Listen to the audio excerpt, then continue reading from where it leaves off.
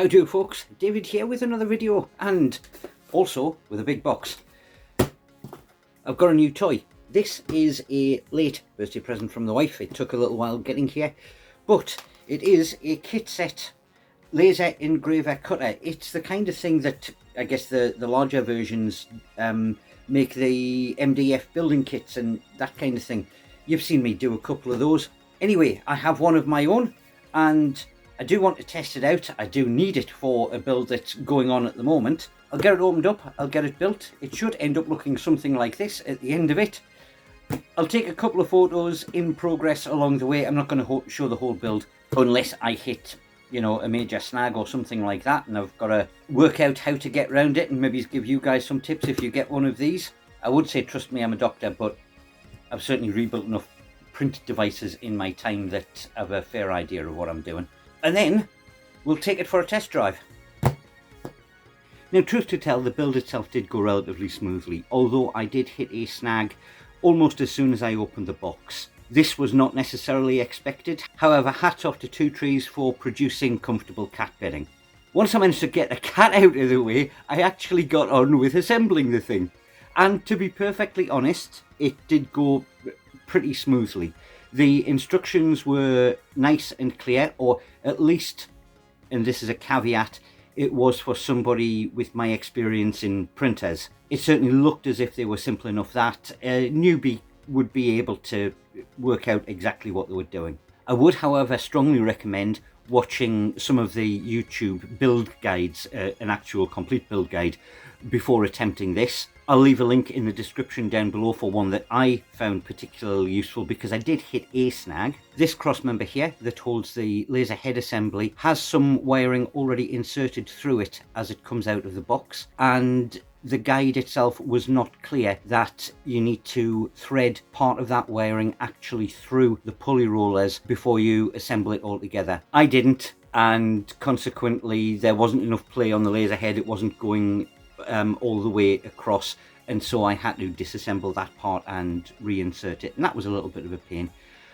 Just getting the belt for that was also a little bit tricky, but you can get away with it. As I say, do take advantage of that build guide. But now that it's all together, it's time to give it a whirl. I brought it outside because it's cutting and these things are extremely smelly and I don't have ventilation set up. But as you can see, it certainly appears to be doing the job. Let's see what the finished product's going to be like. Well, what a mission that was. But a successful one at that. I do have a nice big oval base because I've got a nice big build currently in the works, and I needed that because otherwise it would have been just too unstable. So yay me, I managed it. I also managed to get a bit left over. You always get that, don't you? Being serious for just a second, getting any kind of new computer equipment or computer-based equipment up and working, the hardware part is always the easiest. It's always the software. And while the instruction manual was very, very good on its hardware stuff, even trying to find tutorials that were specific to the software that you needed to use and that particular model of laser cutter engraver, my Google foo was just not up to it. I did manage to muddle through, however, and it probably didn't help that I was straight off the bat trying to use a little bit more complicated a scenario than the basics. The basics have you hook it straight up to the side of a computer and the computer does all the control functions, etc, etc. Whereas what I was actually trying to do was download the file onto a memory card, insert it into the machine itself, and then control it using an app on my phone. Because where my cutting area is going to be, and as you saw in the video, I actually was doing it outside, and I probably will for the first couple of attempts, computer cables weren't going to reach out to it to be able to control it. So I did need some form of remote method, and it worked fine. All I have to do is get the sizing a little bit more spot on. This was supposed to be 30mm, and with that bit, it does come out to about 30mm. How I managed to get 2 lines on there, I'm not 100% certain, but that is down to my skill, and this is perfectly acceptable, and for a first attempt, hey, it does exactly what it says on the tin.